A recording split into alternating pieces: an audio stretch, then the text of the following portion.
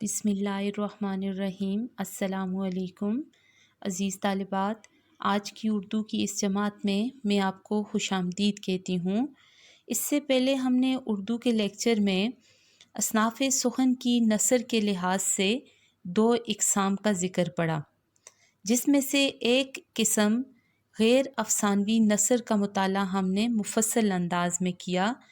अब हम नसर का मुताला अफ़सानवी अदब की दूसरी किस्म अफ़सानवी अदब का मुताला आज करेंगे।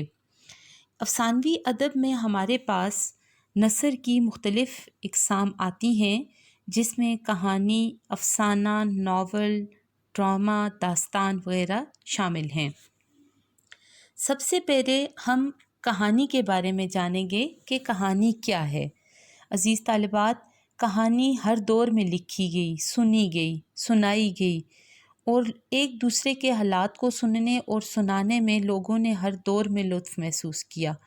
इसी तरह कहानी के अंदर भी जो है वो एक दफ़ा के ज़िक्र से बात शुरू होती है और एक ही पैराग्राफ में बात मुकम्मल हो जाती है, यानी इसका इब्तिदा भी होती है और इसमें कोई ना कोई वाक़या भी होता है और इसका इख्तिताम भी होता है और इख्तिताम से हमें कोई ना कोई सबक सुनाना मकसद होता है। इसके बाद हम आते हैं अफ़साना। अफ़साना जो है वो कहानी की एक तफ़सीलन शक्ल है, यानी अफ़साना किस्सा की वो शक्ल है जिसके लिए अंग्रेज़ी में शॉर्ट स्टोरी या फ़िक्शन का लफ्ज़ इस्तेमाल किया जाता है।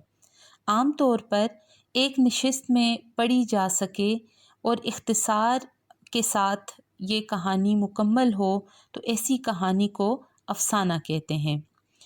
अफ़साना के अनासिर तरकीबी जिनसे अफ़साना जो है वो पाया तकमील तक पहुँचता है और मुकम्मल होता है, उसमें पहला जो अंसर है वो प्लाट है, दूसरे नंबर पे किरदार निगारी, फिर ज़मान व मकान, फिर वहदत तासर, मौजू और उसलूब। इन अनासिर तरकीबी से मिल के अफ़साना मुकम्मल होता है। इसके बाद हम आते हैं नावल की तरफ। नावल सिनफ़े नसर की अफ़सानवी किस्म है।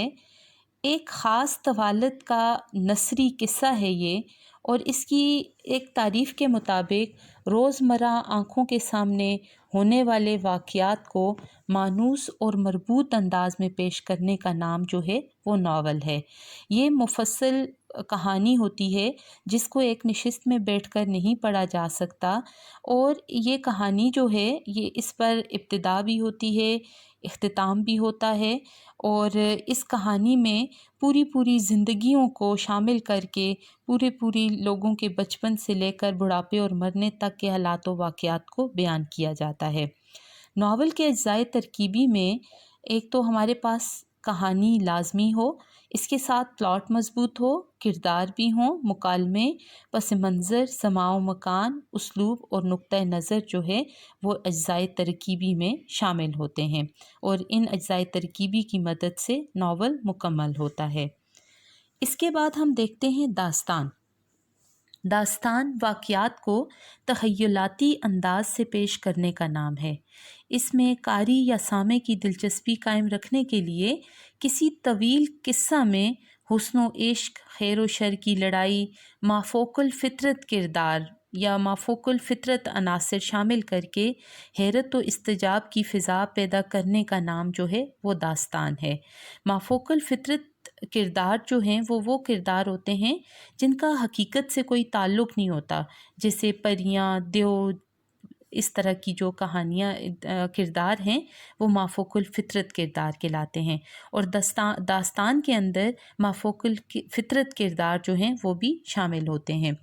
इसके अनासिर तरकीबी जो हैं वो है तवालत, यानी तवील होती है दास्तान, इसका प्लॉट भी होता है, किरदार भी होते हैं, माफ़ोक़ुल फ़ितरत अनासिर भी शामिल होते हैं, मंज़र निकारी और उसलूब की मदद से इस दास्तान को मुकम्मल भी किया जाता है और ख़ूबसूरत भी बनाया जाता है। इसके बाद हम आते हैं सिनफ़े नसर की अफ़सानवी किस्म ड्रामा की तरफ। ड्रामा जो है वो ड्रा से निकला है, और इसके मुताबिक ये ड्रामा जो है यूनानी लफ्ज़ ड्रा से माखूज़ है, जिसके मायने है करके दिखाना। ڈرامہ انسانی افعال کی ایسی نقل ہے جس میں الفاظ کی موزونیت اور نغمے کے ذریعے کرداروں کو محو گفتگو اور مصروف عمل دکھایا جاتا ہے۔ ایک اور تعریف کے مطابق کسی قصے یا واقعے کو کرداروں کے ذریعے تماشائیوں کے روبرو عملاً پیش کرنا جو ہے وہ ڈرامہ کہلاتا ہے۔ اس کے اجزائے ترکیبی میں ہمارے پاس پلاٹ، کردار، مکالمہ، زبان، موسیقی، آرائش، نقطۂ عروج اور اختتام شامل ہیں، جن کی مدد سے ڈرامہ خوبصورت بنایا جاتا ہے اور اس کو پایۂ تکمیل تک پہنچایا جاتا ہے۔ عزیز طالبات، یہ تھی ہمارے پاس اصناف سخن کی نثر کے اعتبار سے دوسری قسم افسانوی نثر، جس کے بارے میں ہم نے پڑھا، اور ان تمام افسانوی نثر کی جتنی بھی اقسام ہیں ان کا تعلق کسی نہ کسی کہانی سے ضرور ہوتا ہے، یعنی یہ ناول ہے، افسانہ ہے، ڈرامہ ہے، یا داستان ہے، یا کہانی ہے، یا قصہ ہے، اس کے اندر کوئی نہ کوئی کہانی ضرور پائی جاتی ہے جو کہ قاری کے لیے جو ہے دلچسپی کا باعث بنتی ہے۔ تو عزیز طالبات، امید ہے آج کا یہ موضوع آپ کو اچھے انداز میں سمجھ آ گیا ہوگا۔ انشاءاللہ آئندہ آنے والے لیکچر میں ایک نئے موضوع کے ساتھ آپ کی خدمت میں پیش ہوں گی۔ ابھی جو ہے آپ سے اجازت چاہتی ہوں۔ اپنا خیال رکھیے گا، اپنی دعاؤں میں یاد رکھیے گا۔ اللہ حافظ۔